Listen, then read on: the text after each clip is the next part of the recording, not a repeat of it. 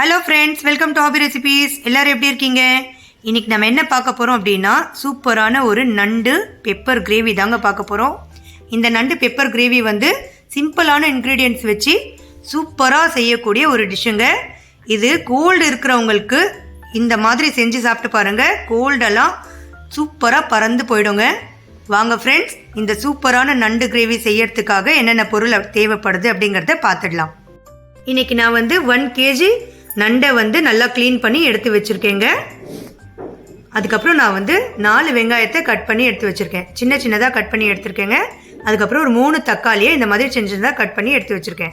அதுக்கப்புறம் மிளகாய் தூள் வச்சுருக்கேன், சால்ட் வச்சுருக்கேன், மஞ்சள் தூள் வச்சுருக்கேன், அப்புறம் பெப்பர் வச்சுருக்கேன்.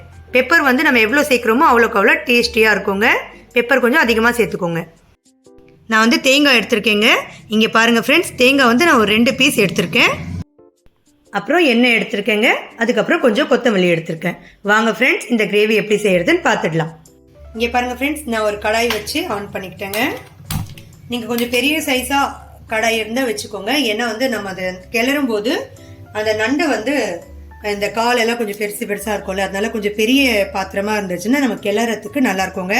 சில பேர் வந்து இந்த நண்டை வந்து முழுசாக அப்படியே வந்து சேர்ப்பாங்க.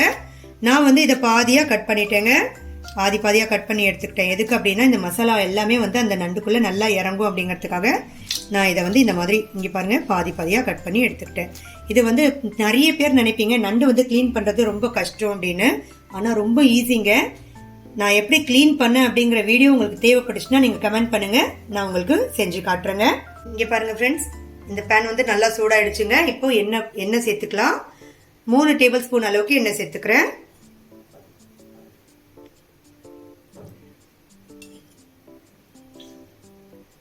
எண்ணெய் சூடாகட்டோங்க. வெங்காயத்தை ஆட் பண்ணிக்கலாம். இது வந்து ரொம்ப சிம்பிளாக செய்யக்கூடிய ஒரு கிரேவி தாங்க. சிம்பிள் இன்க்ரீடியன்ட்ஸ் நம்ம வந்து மிளகாய் தூள், மஞ்சள் தூள், உப்பு, அந்த பெப்பர், இவ்வளோதாங்க. இதோட இன்க்ரீடியன்ஸே இவ்வளோதான். ஈஸியாக செஞ்சிடலாம், சூப்பராக செஞ்சிடலாம். அதே அளவுக்கு சாப்பிட்றதுக்கு அவ்வளோ சூப்பராக இருக்குங்க. வெறும் சாதத்தோட நீங்கள் கலந்து சாப்பிட்டா கூட அவ்வளோ சூப்பராக இருக்கும் சாப்பிட்றதுக்கு. எல்லாரும் கண்டிப்பாக வீட்டில் ட்ரை பண்ணி பாருங்கள். எப்படி இருந்துச்சு அப்படிங்கிறத எனக்கு கமெண்ட் பண்ணி சொல்லுங்கள் ஃப்ரெண்ட்ஸ். எண்ணெய் சூடாயிடுச்சுங்க. எடுத்து வச்சிருந்த வெங்காயத்தை ஆட் பண்ணிடலாம். வெங்காயத்தை இந்த மாதிரி குட்டி குட்டியாக கட் பண்ணி ஆட் பண்ணிக்கோங்க. அப்போ தான் கிரேவியில் அந்த வெங்காயம் நல்லா மிக்ஸ் ஆகி வரும்.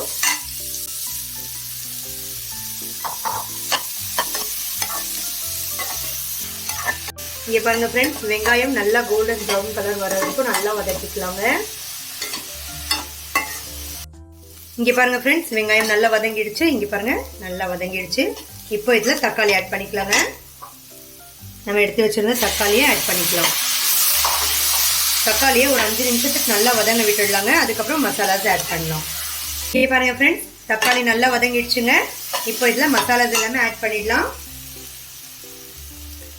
நான் வந்து 1/4 ஸ்பூன் அளவுக்கு மஞ்சள் தூள் ஆட் பண்ணிக்கிறேன்.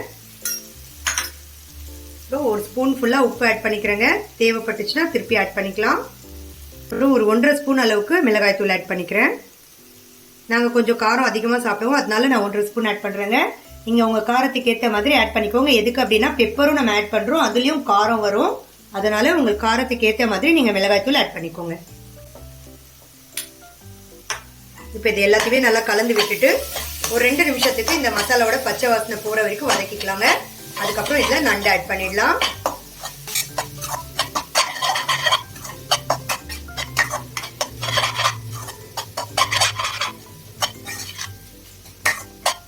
இதில் நான் வந்து இஞ்சி பூண்டு பேஸ்ட் ஆட் பண்ணலங்க. எதுக்கு அப்படின்னா இஞ்சி பூண்டு பேஸ்ட் ஆட் பண்ணோன்னா நம்ம வந்து அந்த மீட், சிக்கனு, மட்டன் அதை செய்கிற ஸ்மெல், அந்த டேஸ்ட் வந்துடும். அதுக்காக வந்து நான் இதில் இஞ்சி பூண்டு பேஸ்ட் ஆட் பண்ணல. ஏன்னா நம்ம வந்து பெப்பர் சேர்க்குறோம், அதுக்கப்புறம் நம்ம வந்து மிளகாய்த்தூள், இந்த மசாலாஸ்லாம் சேர்க்குறோம்ல, இந்த ஃப்ளேவரே வந்து அந்த நண்டுக்கு போதுமானது. அதனால இஞ்சி பூண்டு பேஸ்ட் இதில் ஆட் பண்ண வேண்டாம். இப்போ நம்ம எடுத்து வச்சிருந்த நண்டை ஆட் பண்ணிக்கலாம்.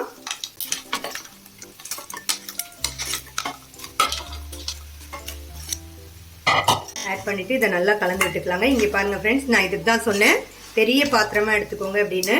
எப்போவுமே நண்டு வந்து சின்ன பாத்திரத்தில் சேர்த்தோன்னா நம்ம கிளறி விட முடியாது, அதுக்காக தான் பெரிய பாத்திரமா எடுத்துக்கோங்க. பாருங்க, இப்போ நம்ம இதில் இதை சேர்த்துட்டு கலர்றதுக்கு கஷ்டமா இருக்கு பாருங்க. நல்லா கலந்து விட்டுட்டு இது ஒரு 2 நிமிஷம் சிம் பண்ணி விட்டுட்டு நம்ம வந்து மசாலா வந்து அரைச்சிடலாங்க. இங்கே பாருங்கள் ஃப்ரெண்ட்ஸ், இந்த நண்டு வந்து இதில் இந்த மசாலாவில் வந்து ஒரு 2 நிமிஷத்துக்கு வதங்கிட்டு இருக்கட்டும். அது வரைக்கும் நம்ம இந்த தேங்காவை அரைச்சிடலாங்க. பாருங்கள், நான் எடுத்து வச்சுருந்த இந்த தேங்காய் வத்தையை சேர்த்துக்கலாம். இப்போ இதில் 2 ஸ்பூன் ஃபுல்லாக பெப்பர் ஆட் பண்ணிக்கலாங்க. பாருங்கள், நான் எவ்வளோ பெப்பர் ஆட் பண்ணியிருக்கேன் அப்படின்னு. இந்த பெப்பரோட ஃப்ளேவர் தான் இந்த நண்டுக்கு வந்து நல்ல டேஸ்ட் கொடுக்கும். இப்போ இதை நல்லா ஃபைன் பேஸ்ட்டாக அரைச்சி எடுத்துக்கலாங்க. இங்கே பாருங்கள் ஃப்ரெண்ட்ஸ், இந்த தேங்காவும் பெப்பரும் நல்லா அரைஞ்சி வந்துடுச்சுங்க. இப்போ இதை வந்து இந்த நண்டுலேயே ஆட் பண்ணிடலாம். ஜாரில் கொஞ்சோண்டு தண்ணி சேர்த்து இதில் ஆட் பண்ணிடலாங்க.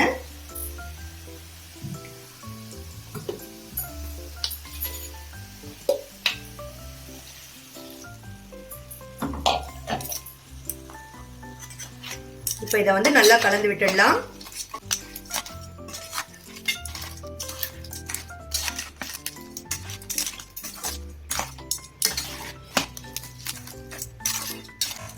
இப்போ இதில் இந்த நண்டு முழுகிற அளவுக்கு தண்ணி ஆட் பண்ணிக்கலாங்க.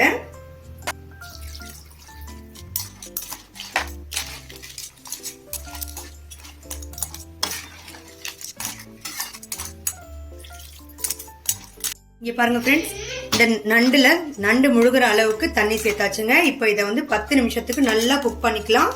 க்ளோஸ் பண்ணி நல்லா குக் பண்ணுங்க. அதுக்கப்புறம் பார்க்கலாம். அப்புறமா வந்து சால்ட்டு எவ்வளோ இருக்குது அப்படிங்கிறத செக் பண்ணிக்கோங்க. கரெக்டாக இருக்கா அப்படின்னு செக் பண்ணிக்கோங்க. நான் செக் பண்ணிவிட்டேன், கொஞ்சம் கம்மியாக இருந்துச்சு, நான் சேர்த்துக்கிட்டேங்க.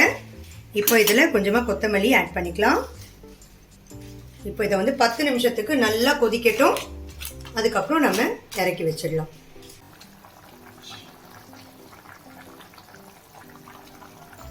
பாருங்க ஃப்ரெண்ட்ஸ், எவ்வளோ சூப்பராக இந்த கிரேவி வந்து கொதிச்சுட்டு இருக்கு பாருங்க. பாருங்க, 5 மினிட்ஸ் 10 மினிட்ஸாக நல்லா கொதிச்சுட்டு இருக்குங்க. இப்போ இந்த கிரேவி வந்து நல்லா ஒரு பாதி அளவுக்கு சுண்டட்டும். அப்போ தான் வந்து டேஸ்ட் நல்லா இருக்கும். இது நல்லா வந்து இந்த கிரேவி நல்லா ட்ரை ஆக இருக்கும். நீங்கள் கொதிக்க விட்டுருங்க. அப்போ தான் அந்த உள்ளே இருக்கிற ஃப்ளெஷ் எல்லாமே வந்து நல்லா வெந்திருக்கும். பாருங்க ஃப்ரெண்ட்ஸ், இந்த கிரேவி ட்ரை ஆகட்டும்.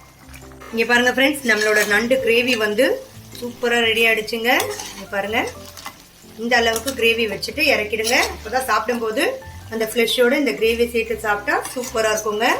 இங்கே பாருங்கள் ஃப்ரெண்ட்ஸ், நம்மளோட நண்டு பெப்பர் கிரேவி சூப்பராக ரெடி ஆகிடுச்சுங்க. இப்போ இதை ஆஃப் பண்ணிட்டு சர்வ் பண்ணிடலாம். இங்கே பாருங்கள் ஃப்ரெண்ட்ஸ், எவ்வளோ சூப்பரான நண்டு பெப்பர் கிரேவி வந்து சூப்பராக ரெடி ஆகிடுச்சுங்க. இதே மாதிரியே நிறைய ரெசிபீஸ் நான் என்னோட சேனலில் அப்லோட் பண்ணியிருக்கேங்க. நீங்கள் உங்களுக்கு தேவைப்பட்ட ரெசிபீஸ் வந்து போயிட்டு என்னோட சேனலில் பார்த்துக்கலாம். இந்த வீடியோ உங்களுக்கு பிடிச்சிருந்துச்சுன்னா லைக் பண்ணுங்கள், ஷேர் பண்ணுங்கள், கமெண்ட் பண்ணுங்கள்.